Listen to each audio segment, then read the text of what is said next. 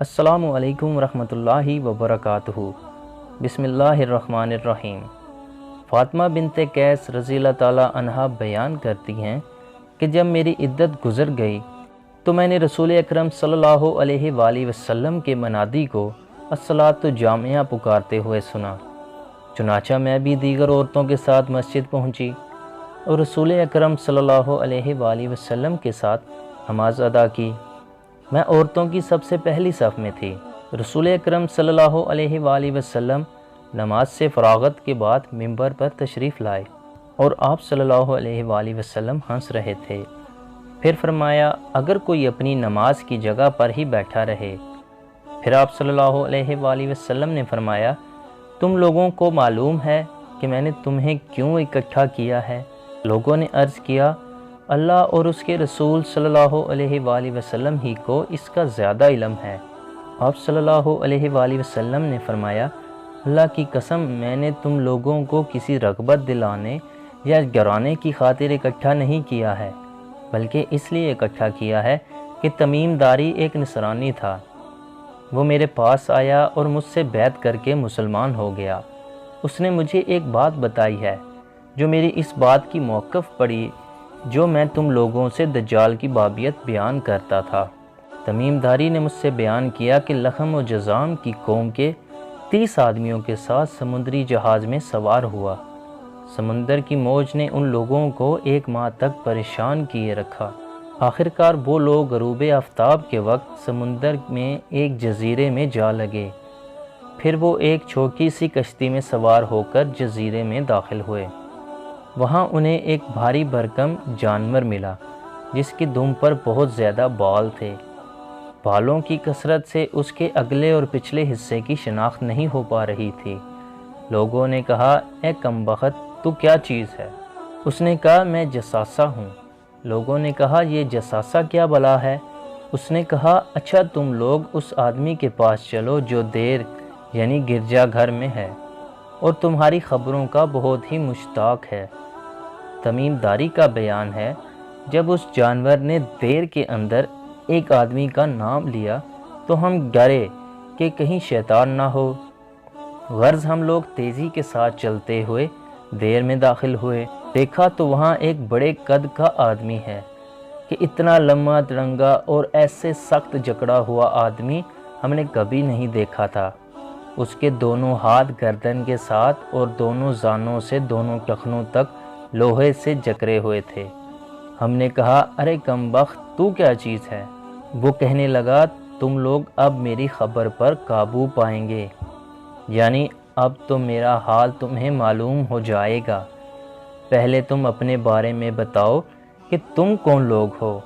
ہم نے کہا، ہم عرب لوگ ہیں۔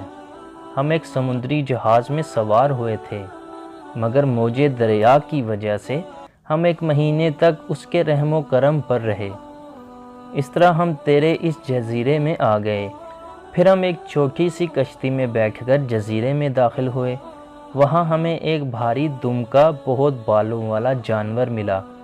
بالوں کی کثرت سے اس کے اگلے پچھلے حصے کی شناخت نہیں ہو پا رہی تھی۔ ہم نے کہا، اے کمبخت، تو کیا بلا ہے؟ اس نے کہا، میں جساسہ ہوں۔ ہم نے پوچھا، یہ جساسہ کیا بلا ہے؟ اس نے کہا، تم لوگ اس آدمی کے پاس چلو جو دیر کے اندر ہے اور وہ تمہاری خبر کا بے حد مشتاق ہے۔ چنانچہ ہم لوگ تیری جانب تیزی کے ساتھ دوڑتے ہوئے آن پہنچے اور ہم ڈرے کہ کہیں بھوت پریت نہ ہو۔ پھر زنجیروں میں جکڑے ہوئے اس آدمی نے کہا، اچھا تم لوگ مجھے بیسان فلسطین کی ایک بستی کے نخلستان کے بارے میں تو بتاؤ۔ ہم نے کہا، اس نخلستان کے بارے میں تو کیا پوچھنا چاہتا ہے؟ اس نے کہا، میں اس کے نخلستان کے بارے میں پوچھتا ہوں کہ کیا وہ پھلتا ہے؟ ہم نے کہا، ہاں پھلتا تو ہے۔ اس نے کہا، اب عنقریب وہ نہیں پھلے گا۔ پھر اس نے کہا، مجھے تربستان کے سمندر کے بارے میں بتاؤ۔ ہم نے کہا، اس کے بارے میں کیا پوچھنا چاہتے ہو؟ اس نے کہا، کیا اس میں پانی ہے؟ ہم نے کہا، ہاں اس میں تو بہت زیادہ پانی ہے۔ اس نے کہا، عنقریب اس کا پانی سوکھ جائے گا۔ پھر اس نے کہا، مجھے زغر ملک شام کا ایک شہر کے چشمے کے متعلق معلومات دو۔ ہم نے کہا اس کے بارے میں کیا معلومات چاہتے ہو؟ اس نے پوچھا کیا اس چشمے میں پانی ہے اور کیا اس چشمے کے باشندے اس کے پانی سے کھیتی کرتے ہیں؟ ہم نے بتایا ہاں، اس میں تو ابھی بھی بہت پانی ہے اور وہاں کے باشندے اس پانی سے کھیتی باڑی کرتے ہیں۔ پھر اس نے ہم سے پوچھا مجھے عرب کے نبی کے بارے میں بتاؤ۔ ہم نے بتایا وہ مکے سے نکلے اور مدینے گئے۔ اس نے کہا کیا عرب نے اس نبی کے ساتھ لڑائی کی؟ ہم نے کہا ہاں۔ اس نے کہا نبی نے عربوں کے ساتھ کیا کیا؟ ہم نے اسے بتایا وہ اپنے گرد و پیش کے عربوں پر غالب ہوئے اور انہوں نے ان کی اطاعت کی۔ اس نے کہا یہ بات ہو چکی۔ ہم نے کہا ہاں۔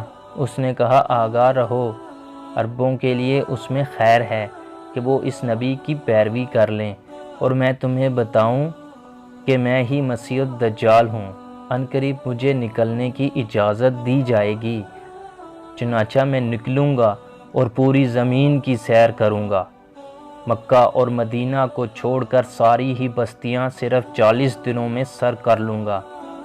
اگر میں مکہ یا مدینہ میں سے کسی بھی شہر میں داخل ہونے کی کوشش کروں گا تو مجھے وہاں ایک فرشتہ ننگی تلوار لے کر مجھے اس میں داخل ہونے سے روک دے گا، اور اس کے ہر ایک ناکے پر فرشتے ہوں گے جو اس کی چوکیداری کریں گے۔